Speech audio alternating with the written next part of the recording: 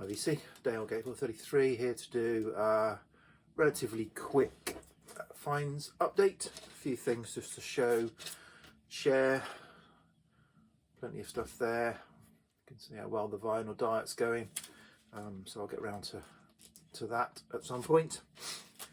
Yeah, so I've got 6 records and a CD box. I'll start with the CD box. So this is just, I don't know, an aside, shall we say. It's not a real. So I picked up this Music 2, The Rise of Synth Pop, a 3 CD clamshell box, Cherry Red Records. Great.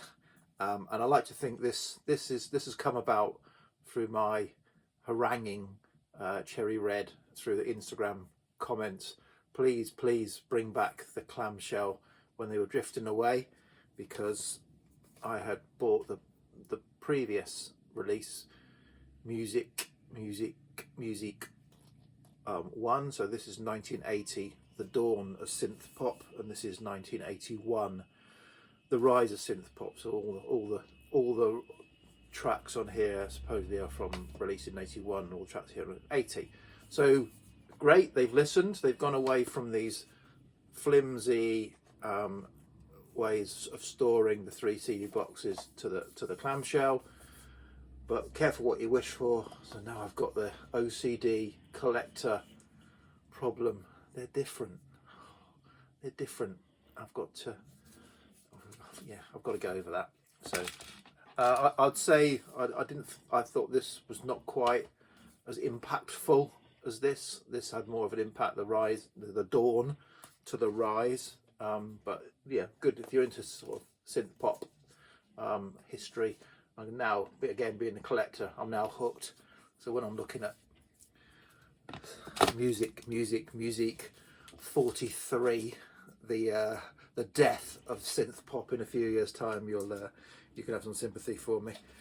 Right, some records. So the first few are, well, they're all sort of slightly different actually. So this first one, so if those of you follow me, I picked up a sort of a batch of records, from a collection of records back in May, that seemed to have a lot of African soul and sort of folky jazz in them, and they're over there. Most of them I've still got to go through. I'll get to it, but I was playing playing this. There were some Astrud Gilberto albums in there, and I picked this one out the other day to give a spin. This is called Holiday. It's a UK press on Verve, which is called Holiday. Came out in 1970.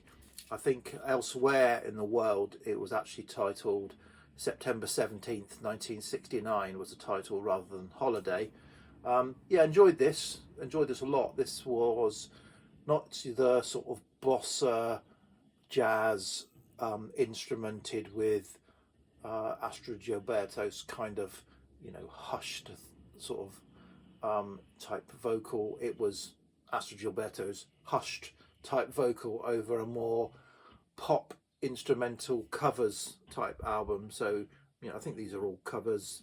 It's got Beginnings, which was a Chicago Transit Authority song. So this is starts off with that, which is an 8-minute, I think it's an 8-minute song for Chicago Transit Authority. It's an 8-minute song on here as well, which is kind of a bit strange to start off an album with an 8-minute song in sort of around this time anyway, of a singer-songwriter or singer.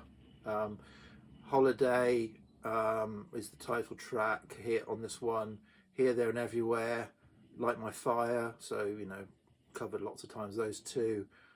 Think of Rain, which is a Marco Gurian song. So yeah, some interesting covers, choice of covers, and yeah, just a very enjoyable, nice pop kind of album. So yeah, enjoyed that. Okay, next up was a car boot find. I have to cover the modesty. So this is Straighten Up Volume 3 on the Palmer label. So I've got some of the Tighten Up on the Trojan label. So this is on the Palmer label. So this is reggae compilation. I had to pay up for this, but they go for quite a lot. I paid about half what they go for at a car boot sale. But it's got some like, yeah, it's very kind of upbeat, feel good reggae pop songs on here. I'll just show that again.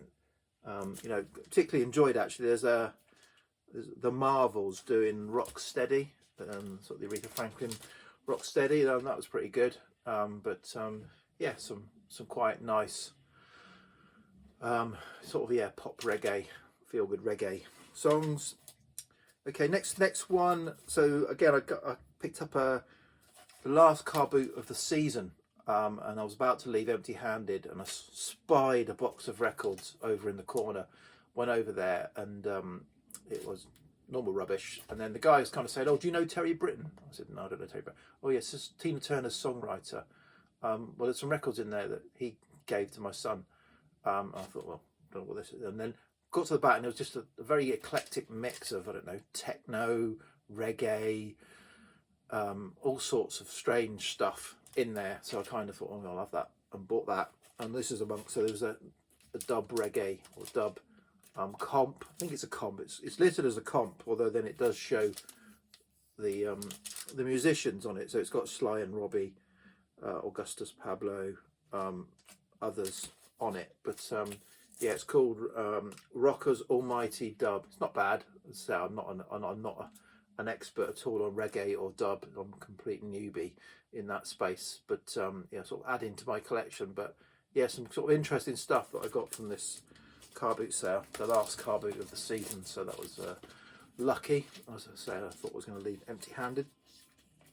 This is also a car boot find from a while ago, which nothing special, just thought I'd show it out, a bit of interest actually. So this is a budget comp, modern rockers, smash hits from the original artists.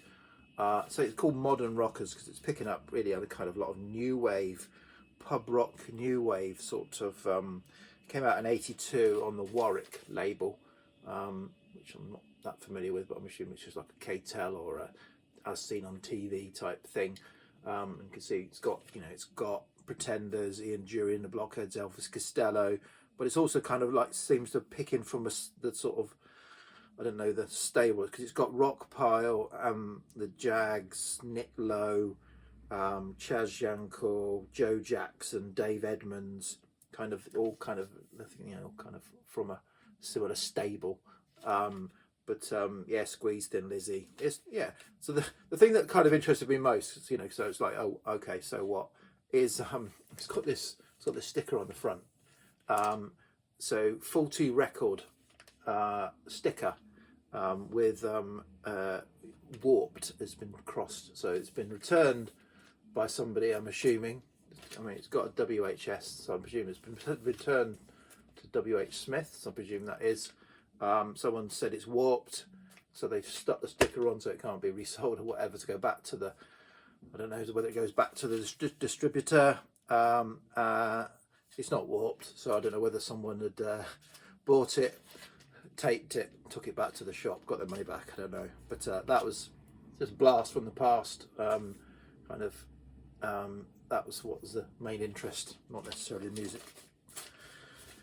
And then these last two are records that I've picked up based on seeing them shown by other VC members. So this first one was Jeff Calico Silver, quite a while ago, earlier this year, was doing a his top 100 albums rundown. And, you know, for those of you who've watched Jeff or watched Jeff's, you know, he's the kind, seems to be the world's aficionado on Bob Dylan, Lou Reed, Captain Beefheart. You know, there's a number of artists that I think, you know, I expect to see that, yeah, because that's, you know, I know that's up Jeff's street. And then this sort of came as a little bit of a out of the blue, from left field, and I thought, oh, I must give that a listen then, if Jeff's kind of picked that out. So this is more modern than this is Life Without Buildings, Any Other City, UK. Sort of in act from 2001, I think originally. This is a 2021 reissue. So yeah, so Jeff's kind of showed it, and that piqued my interest. I streamed it, enjoyed it, and bought it. It's very, I don't know, it's quite sort of stripped back indie, female led, quite angular style, enjoyable. I really enjoyed it when I listened to it, streamed it, and picked up the pressing. It's not the best pressing in the world, but it'll do. Yeah, and I was thinking, this sounds like somebody. Who does this sound like? And I'm still not sure I've put my finger on it, but I would say it's a little bit, with that angular style and that kind of repeating and going back and forth, it's a little bit like Block Party, the first Block Party album, although that came 4 years after this, so you could say Block Party is a bit like this. So I don't know if there's any kind of, so that might maybe I'm completely off the mark, but it certainly sounds like something, but I can't quite put my finger on it, and that's the nearest I could get to it. But yeah, enjoyed this, enjoyed picking it up. And then Pete's Sounds from the West Coast showed this a while ago, and I picked it up, and I've had it in the inbox for a while. Just needed to kind of absorb it because it's not normal. So this is Gurren Foe, Some of Erda, which I can't remember if they're a Norwegian band on a UK label or a UK band on a Norwegian label, but the title tracks all look like it's a Norwegian band. But yeah, it sounds like the cover. It's prog psych folk, and instrumental. Mostly it's kind of folky prog. I think the first track on side 2 gets a little bit proggy for me, but the rest of it, yeah, really enjoyed this. So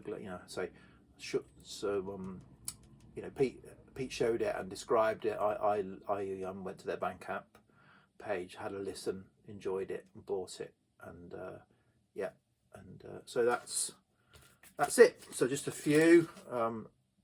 So I think I've got like them there.